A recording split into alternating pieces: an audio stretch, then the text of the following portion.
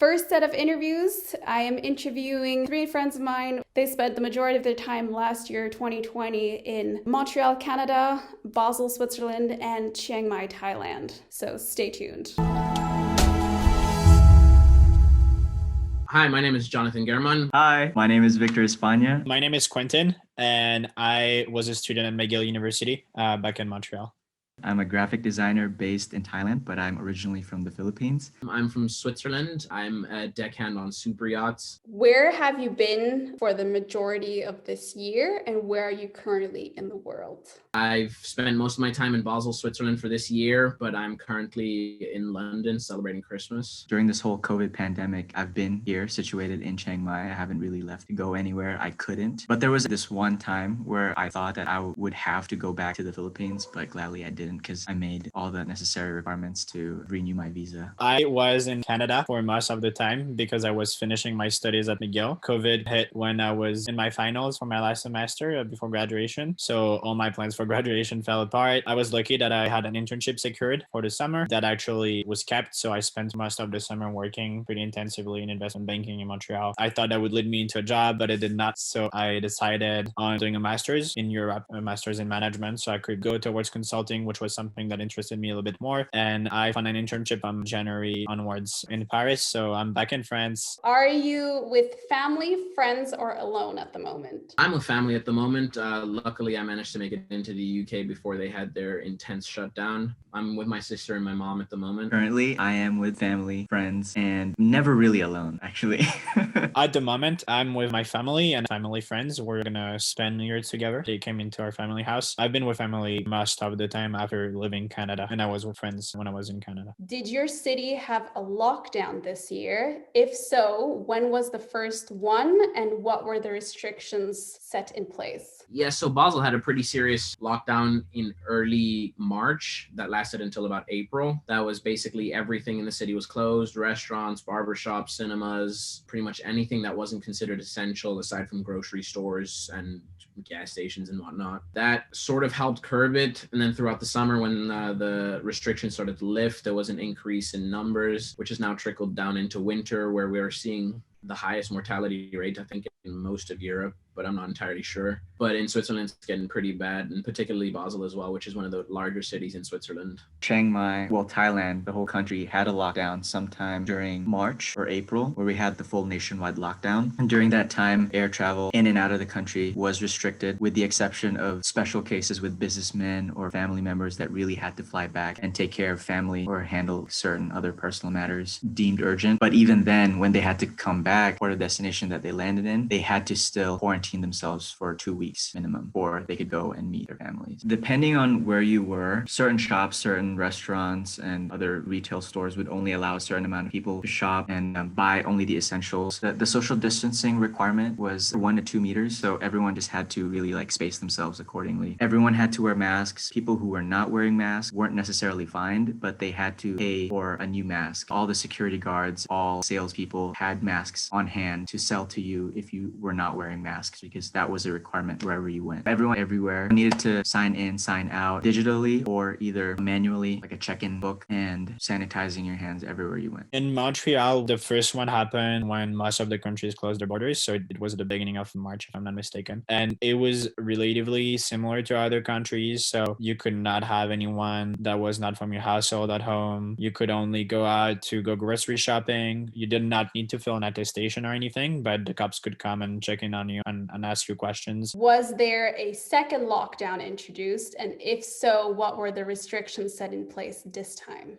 Yeah, so the Swiss government has been pretty flip-flop over restrictions and whatnot, and they've been trying to put a lot of the responsibility on the people themselves, which is appealing to the ideals of Switzerland in terms of freedom and stuff. But I think for containing a virus, it hasn't been really the best way to solve it. I think ultimately there was a second lockdown, which was again sort of like the first lockdown, which then minimized a lot of the people from going out.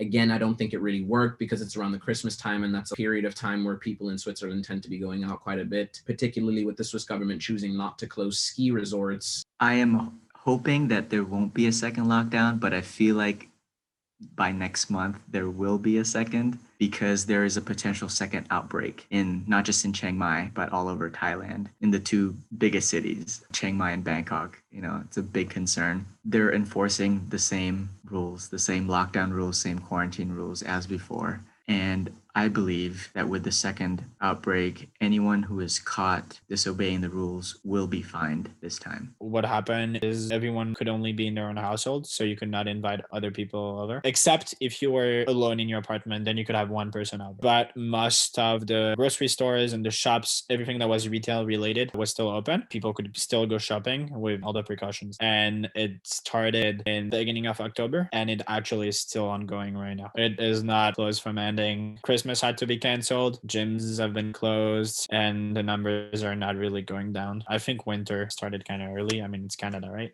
And it really affected the COVID situation, and everything retail being open probably had an impact too. How is your city's attitude towards domestic and international travel? Are the quarantine rules enforced? And is there as strict of a border control as they say? Please elaborate and be specific. Yeah, so I mean, like I said, the Swiss government has been pretty flip-flop, and they haven't been keeping to their strict international sort of guidelines. I think most of the countries that we were restricted from traveling from had put Switzerland on their restricted travel lists, and we've been pretty open. I mean, I personally traveled to the UK and the Netherlands all within the last 6 months without any problems. I did the respective quarantines, but the Swiss government really didn't take it seriously, and there wasn't really any clear guidelines as to why you should be quarantining or where you can register to quarantine and stuff like that.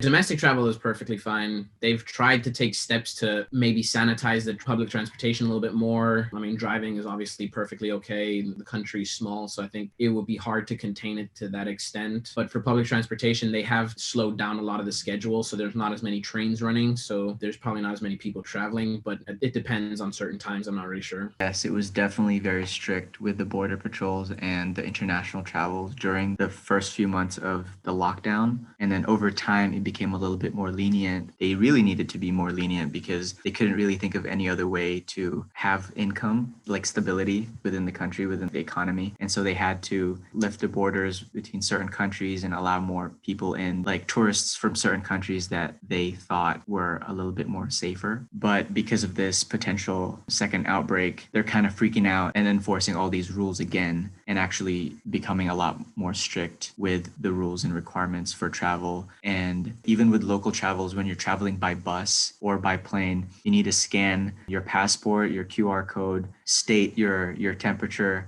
before travel and even after travel. Oh, and also before you buy your travel tickets now, whether it's a plane or buses, you need to show that you have gotten a COVID test and that you got negative results. In terms of regional travels, there's different zones. So you have red zones, so you really can't do anything. You have orange zones, and then you have green zones. What happens is in the green zones, you have less restrictions. You still do have some. In the orange, a little less. In the red, like big cities, it's a bit harder. And you're not supposed to be traveling in between those zones. So technically, the people that are in the city can't leave the city. So COVID doesn't spread. And that's relatively strictly enforced. So they don't have like cops, barriers stopping people. But if you get controlled, you will get in trouble. And fines in Canada are pretty hefty. I think the fine, if you simply break the quarantine, is like $1,500. So that's a good amount. But then if you actually break the quarantine, it's like something like 15K. It's still a bit, yeah, it's a lot. I don't think they fine too many people. Also, people kind of take it seriously in Canada. But yeah, fines in Canada tend to be heavy. And the only way you can travel between places is if you have a home or a house in different places. So people with a bit more money are at advantage there. So yeah, you can just say, oh, I have a house. You need to prove it. In terms of international travel, it's a little bit complicated. So when you go back, you do have to do quarantine, and they're super, super strict about it. So if you leave, they will catch you. Like they will check on you every day. It's not like Singapore or Hong Kong where you have a tracker, but it's really risky. If you go out, you need to submit a plan before with everything that you're going to do each day, how you're going to feed yourself, what activities you're going to do, when you're going to get tested, etc. But there is some travel. So with the States and Mexico, I've had some friends going to Mexico right now. I've had some friends going back to France. So as long as you're a resident, you can leave and come back because, I mean, you're a resident or a citizen. That's pretty much it. Outside of that, can't really travel for people who are not residents or citizens. So So if you feel sick or you may think you have symptoms of coronavirus, can you or the people in your city seek medical aid? And do you have to pay for the COVID test yourself, or is it paid by the government or another party? Yeah, so funnily enough, I actually had corona and pretty much everything was paid for. The government basically, if you have the symptoms and you go get a quarantine, the government will take over the cost for that. However, if you are a private citizen and you don't have a Swiss insurance, that price is going to be a lot higher, closer to probably like 200 euros or something like that. And if you are a Swiss citizen with a Swiss insurance and you don't really need to get a test, it's only about 70 bucks. But if the symptoms tend to progress and then you need to be hospitalized, that'll then be taken over by the government, seeing as how it's like the government's responsibility to take care of their citizens in times of pandemics like this. I'm not quite sure on this one, but I do know that you can easily seek medical help if you're feeling a little sick or if you want to get tested for the COVID virus. You can pay for it, but if you cannot, I think there is some sort of financial aid planning that can help you with that. I'm not really sure about that. I know I had to pay for my own test. Now it's cheaper. It used to be several thousand baht, and then I got it on promotion for 1,000, and I think now it's around like 600, 800 because it's just a lot more accessible. And they didn't really have it. I think it was just kind of divided. Like all the test kits were divided between the ASEAN countries, and now they remodeled it and then copied the test sites and the processing. And all major hospitals now have proper COVID testing facilities in Chiang Mai on hand. So referring to Canada, we can get tested for free, which is amazing. The testing is pretty well done. I think everyone can get tested for free, even if you don't have the public medical insurance. And in terms of getting medical aid, yes, it's free too with the public system. Some people have private insurance, but yeah, most people are covered. Do you still wash or wipe down all of your groceries when you return home before putting them in the fridge? No, and to be quite honest, I never have. Probably speaks to me getting corona, but I haven't really seen the need for it probably. Nowadays, no, I don't really wash any of my groceries or anything that I've bought from the malls or the market with soap. But with water, yes, I do. With vegetables, I wash them with water, but everything else, don't really wash or wash with soap at all. But I do wipe them down with like baby wipes. So I guess that counts. No, I really don't. I probably should, but I don't. It's too time consuming. I don't live with anyone at risk.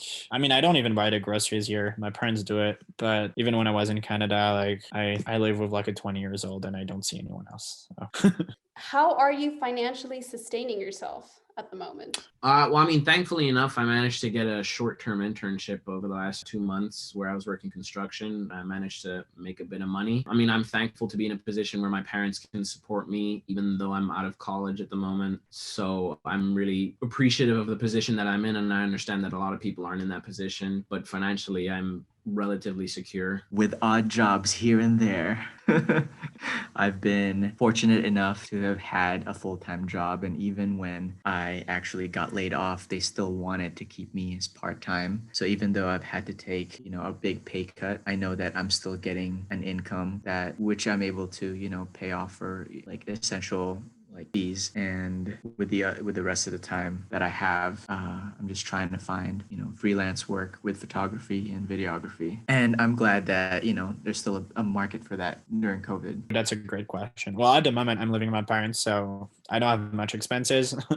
They're paying for most of the groceries and everything else, but I have some money aside when I'm gonna be moving into Paris, and then I will be paid. So that's how I was able to, because I was working this summer, I was able to put a bit of money aside, thankfully, and that's a little cushion that helps. How are you coping with your mental health during this time? Has it improved since the beginning of this year or worsened? And do you have a support system around you?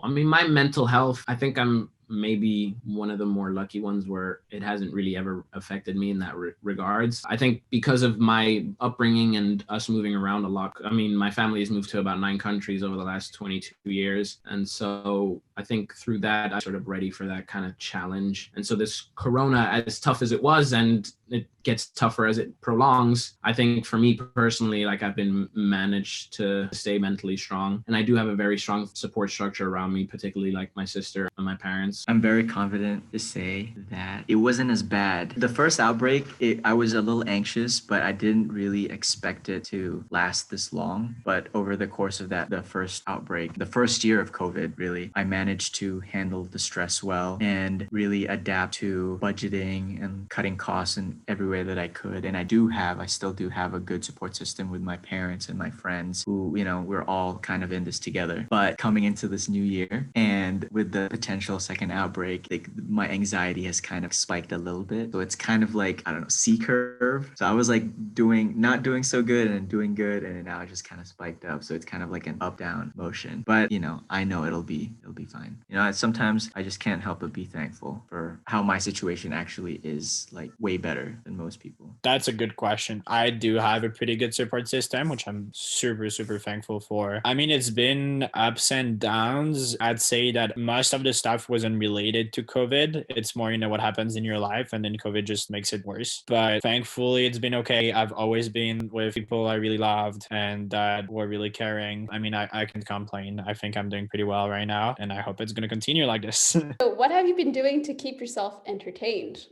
I mean, a variety of things. Early on, it was a lot of baking. There was a lot of banana breads, a lot of carrot cakes, a lot of cappuccino cakes, then probably way too much Netflix. For a large portion of it, I was in the last couple of months of my degree. And so I was trying to finish up my bachelor's degree. And so that took up quite a bit of time. So there really wasn't that much time to waste or even allocate elsewhere. I've been hanging out a lot with my friends and my girlfriend, spending a lot of time together, finding and revisiting a lot of old hobbies that haven't really done in a long time, like doing puzzles and writing my journal, drawing, painting, and actually taking a lot more pictures and walking around town. But I know a lot of the other places, they don't really encourage that, but here, because it got a lot more lenient and the COVID situation got a lot better, we were able to go out and do lives normally faster than everywhere else. So it didn't take too long for us to be able to go around and just have fun outside of the house. Like the whole cafe industry here is just boomed. They said there's 150 something new cafes in Chiang Mai alone because of COVID, because people just want a place to stay. And because not a lot of people were allowed to be in one place at a time, it allowed for all these other businesses to kind of like set up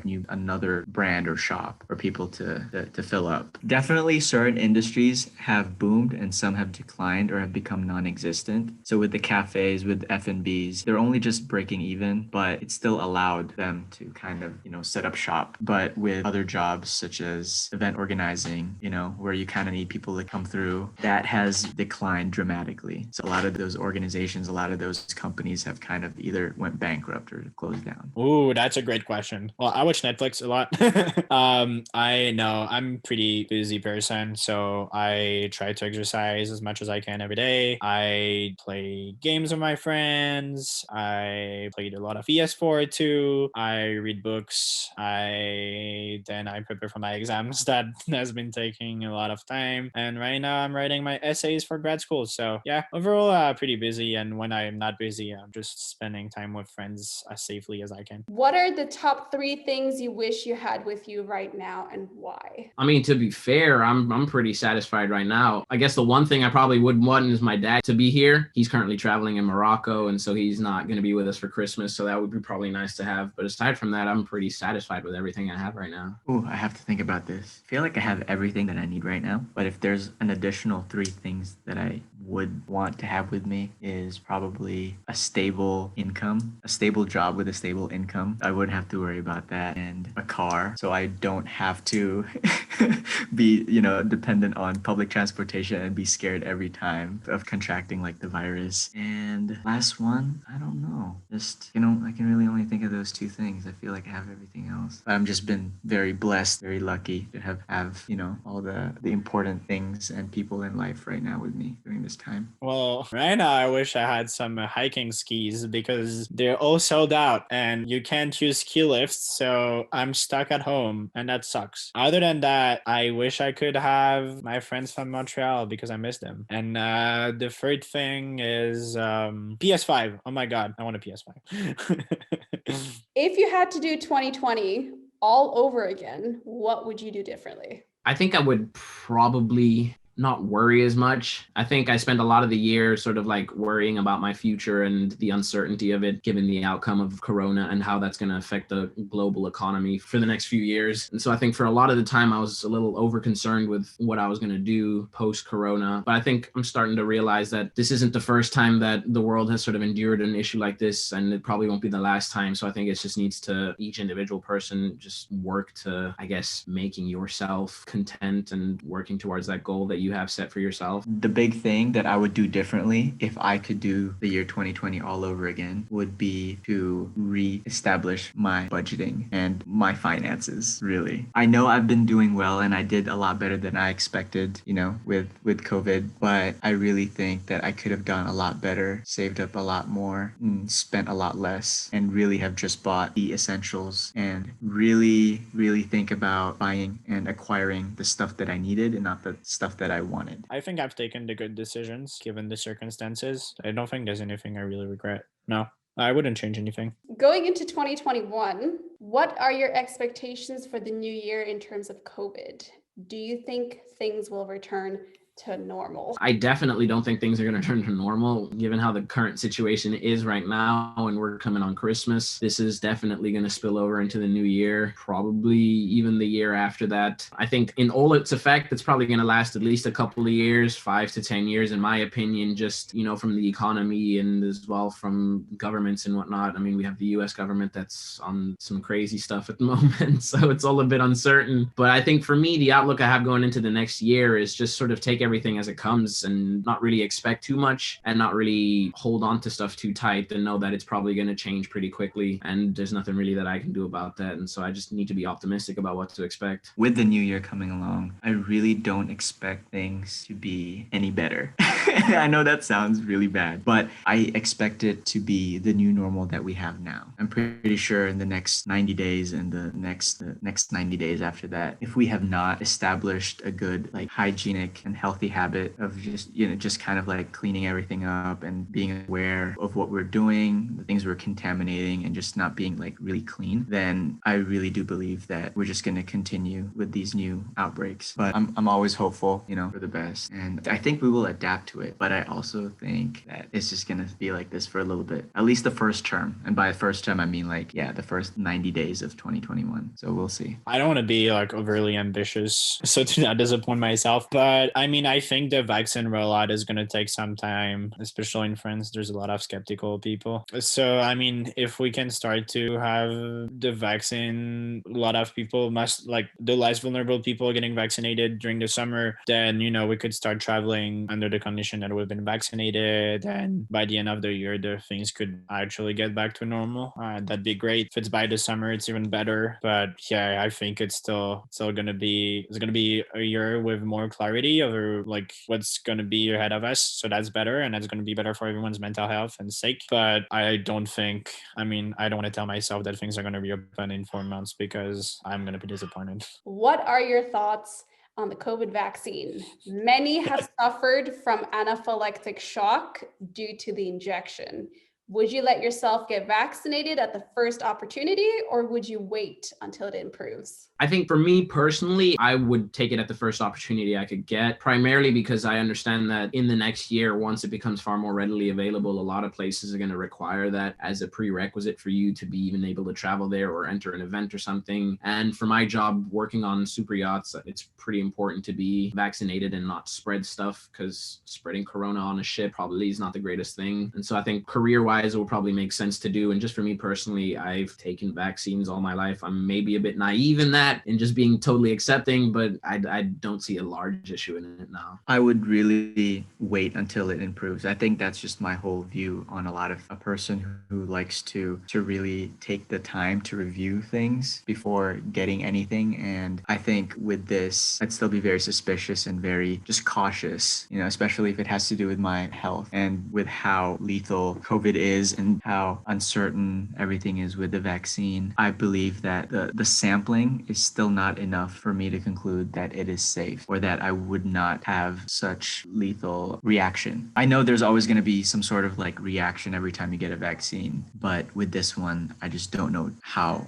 bad it's going to be. So probably I'll wait. And I can afford to wait. I can just be as healthy as I can right now. I would go as soon as I can. I think there's too many people that are skeptical about the vaccine. There's been some anaphylactic shocks that didn't kill anyone so far. We need to get over with COVID. People need to do their duties of being good citizens and stop this. The shocks with COVID have never been as bad as peanuts allergic reactions. Like most of the people, at least from what I've read, maybe I haven't read enough, but it's been, like some allergies, but nothing like big anaphylactic shocks. And anyways, like people who've been vaccinated, they're just people around them to take care of them. If it happens right away, and then they can give you an adrenaline shot or something. We'll see how it goes. And there's going to be different vaccines too that are going to be approved. The UK just approved their Oxford vaccine, and it uses a little different technology. So maybe we can see which one works better for different people. So hopefully that be sorted out. And we think that this vaccine has been rushed, but it's not really true. If you look at other vaccines, the testing phase has actually been shorter on